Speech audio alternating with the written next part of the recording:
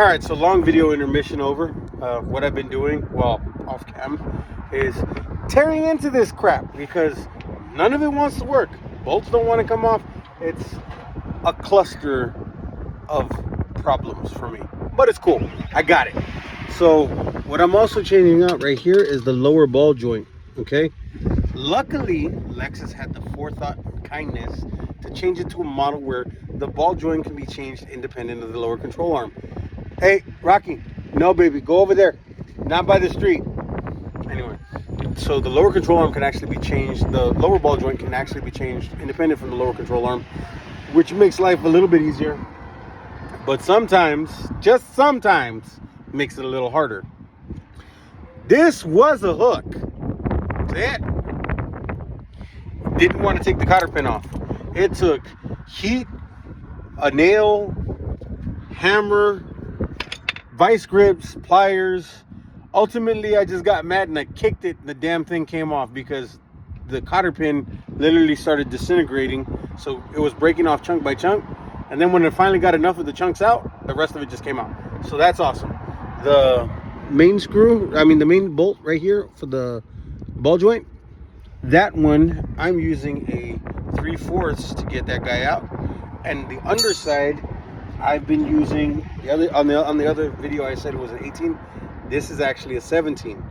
This one's the factory one. For all I know, this is the factory one, the one that came from the factory. The new one I got, hold on, let me get you somewhere where I can, see? Now, the new one that I got it off of Amazon. I know people are gonna say some stuff, but for the person who's trying to make things work, this is actually a godsend, because one of these guys at AutoZone, I think it was like 60 or 70 bucks for one, and I got the set for I think $35 or $37. They are directional. You see, I don't know if you see the R right there. So this one means it comes on the right side. The other one has the L, just like the factory one. The only thing is, this one isn't complete trash. It does come with its own hardware. It got a replacement cotter pin. It's got replacement nuts with washers. The nuts and washers got to go on, and then it's got another main stud. The weird thing is the factory ones. Hold on a second. Let me get this guy open. The factory ones are a little bit weird. So this guy, the one they send you in the kit, is actually an 18, because that's a 17 right there. So let's see.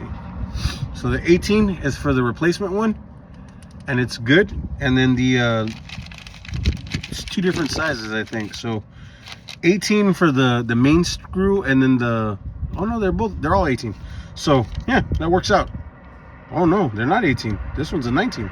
I was right. Okay, so for the screw that goes right here, that's a size 17, right? Is what I said.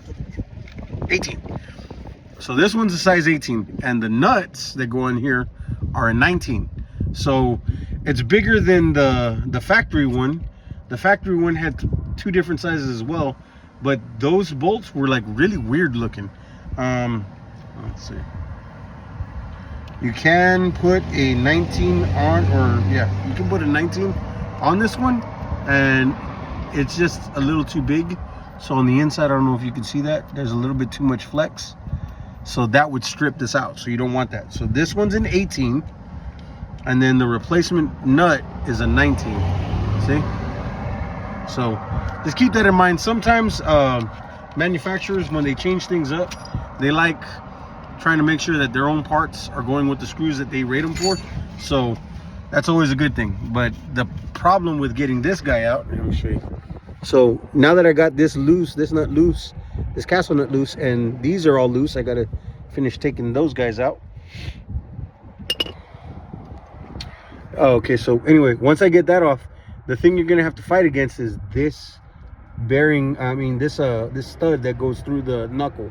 That stud, you're gonna have to beat on. It will not come just right out. It never does.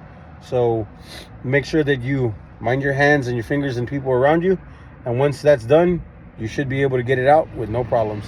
you are gonna have to manipulate the control arm a little bit, and the newer ball joints, they're kind of weird to turn, so you have to make sure you get them to turn first. What I did was I bolted it in first, and then I used the actual force of the breaker bar or a long bar to maneuver the stud to where I needed it to go, so that way it would sit in.